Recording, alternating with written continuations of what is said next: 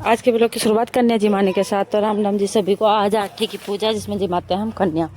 तो हमने रोज दी थी सुबह शाम को ही कन्या सारी और अपना सामान वामान सारा शाम को तैयार करके रख दिया था। हमें कन्या जी मानी थी लेकिन सभी आज के दिन ही जिमा रहे थे। और पड़ोस में से आया था रूही का नोता जो कन्या जीमने के लिए। और रूही जब तक सो कभी नहीं उठी थी उससे पहले उसका नोता आ गया था, लेकिन बड़ी मुश्किल से जैसे तैसे करके उसे उठाया। और उठने के बाद जिद करने लगी कि तुम्हारे साथ ही जाऊँगी, अकेली में नहीं जाऊँगी।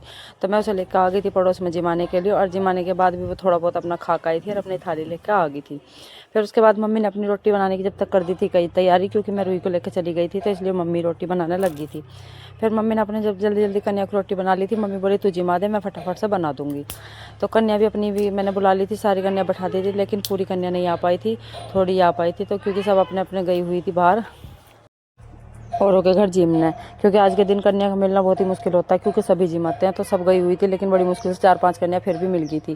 फिर अपनी सारी कन्या को अपने भोग लगाते, भोग लगाने के बाद फिर मैंने भी रोटी खा ली थी। और रूही कान्हा यहाँ गुलाल से खेलने लगे हुए थे, सारे गुलाल में सन गए थे।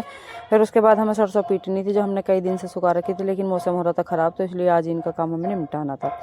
फिर उसके बाद हमने मंगा ली थी थोड़ी सी पकौड़ी, क्योंकि हमारे पड़ोस में पकौड़ी बनाने वाला रहता है। तो हमने पकौड़ी मंगा ली थी। थक गए थे अपनी पकौड़ी वकौड़ी खा कर, हम दोबारा से लग गए थे।